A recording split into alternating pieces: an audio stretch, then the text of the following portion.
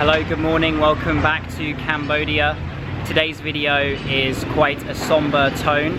I'm visiting two very heavy places. First of all, I'm going to the S21 prison, which is the high school which the Khmer Rouge turned into a killing center and a prison, and became one of 150 different prisons in Cambodia. And then afterwards I'm going 15 kilometers south of Phnom Penh to the Killing Fields. So two very significant places in Cambodian history. And to reach all of those places today, I'll be taking a tuk-tuk, and I've split it with someone else in my hostel. So $7.5 US each for the day's journeys. I did that through my hostel, Wonders Hostel. So I'm gonna jump in my tuk-tuk now and head towards the S21 prison. Hey. Hello. Hello. Thank you.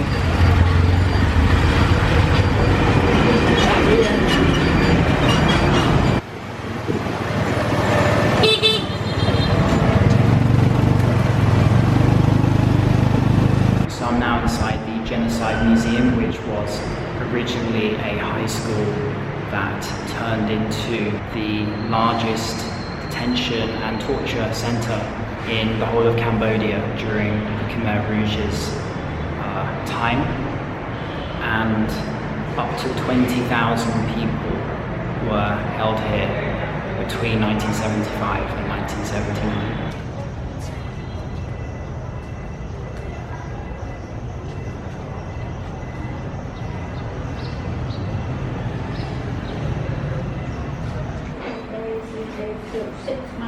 Not sure, and then they said to the here or kids to download the name comment strong and speak down.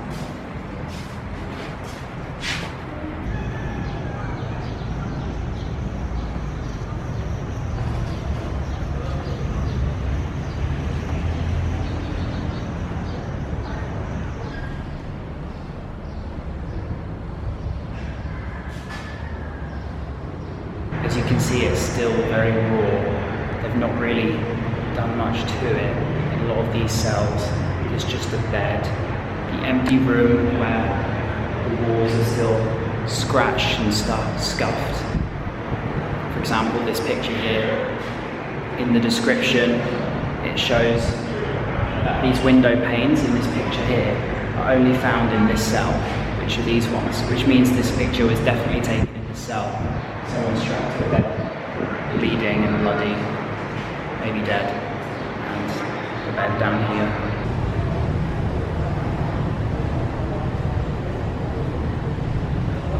For those of you who aren't really aware of the Khmer Rouge's history and what they were trying to do, the reason they detained so many people was after they took power under Pol Pot in 1975, their ideology was to move everybody out to the countryside and focus on farming to rejuvenate the economy and move forward the development of the country. But in doing so, they decided to purge all intellectuals, journalists, teachers, doctors, and put everybody back to their basic, primitive farming sort of state, and have everybody living and working on the farm. But the problem was, these intellectuals couldn't do this kind of work and starved and couldn't feed themselves, and it led to famine in the country. And all those who refused, or political opponents of the Khmer Rouge, were taken to prisons like this. Within days of the Khmer Rouge's revolution, all the cities in Cambodia were evacuated, and millions had to walk miles upon miles in the blistering heat all the way to the farmlands where they were expected to carry out the mass cultivation of agriculture to fund the country. Ethnic minorities, disabled people, people who were not able to do the farming work, anybody who wasn't useful to the production and kind of the plan for the country was just cast aside and executed. Ruthless and devastating. Some estimates say 3.5 million people's lives were lost during the years 1975 to 1979, and that came from executions, from starvation, famine, disease, and more conservative estimates say just 1.7 million, but for sure it's at least a couple of million or just underneath. The sources are very wide. Information is still being collected today, and the full extent of the atrocities was very difficult to uncover, apart from just identifying all the mass graves and the evidence, because no one was allowed in the country between those years and no one knew it was going on, apart from a few Swedish journalists who were invited to Cambodia during that time. But even after they saw Cambodia, they were shown around by the Khmer Rouge, and when they went back to their home country, they reported that everything was actually fine. So people didn't even know, and 12 years after the Khmer Rouge fall, Pol Pot and his aides were still representing Cambodia at the UN. So really it's something that's still being uncovered today. So I've now finished here at the Genocide Museum. Right at the end there, in one of the last rooms, it's full of skulls. I didn't film it, very sobering. And now I'll be moving on to the killing fields of Choeung Ek, where a lot of these prisoners were actually taken to be executed.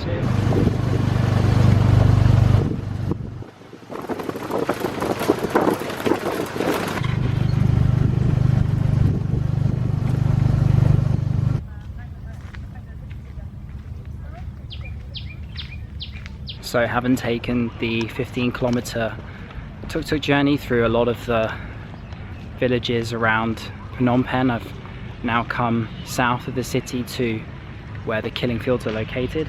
$3 to enter into the museum.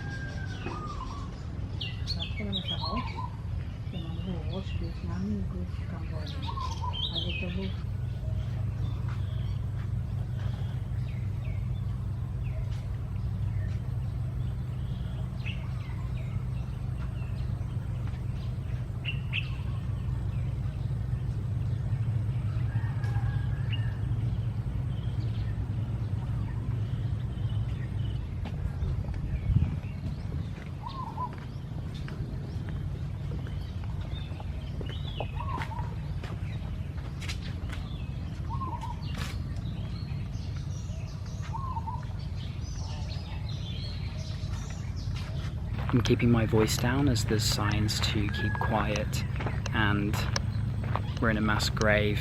You don't hear anybody talking around here, so I've just walked on a little bit, and you'll find bits of bone and cloth around all the different types of mass graves, and you can see them. I haven't recorded any of that. Over 1 million people were executed by the Khmer Rouge.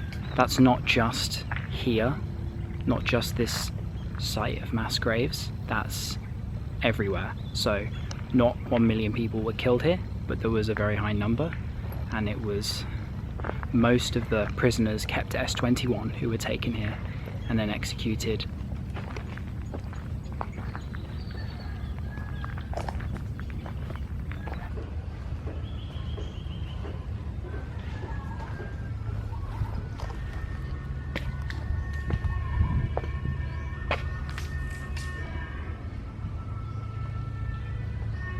If you save the stupa for last, it will leave you with the most impact.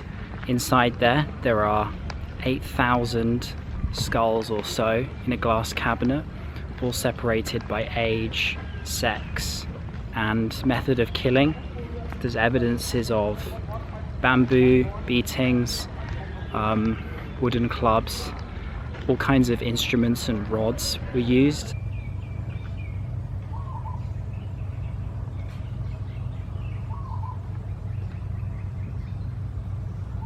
I'm going to end the video there.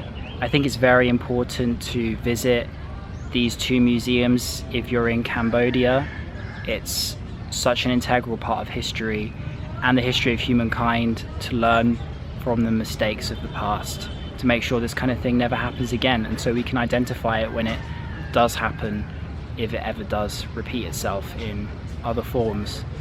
So tomorrow I'm doing a video on how expensive things are here in Phnom Penh, Cambodia. Stay tuned if you're interested, and I'll see you then. Peace.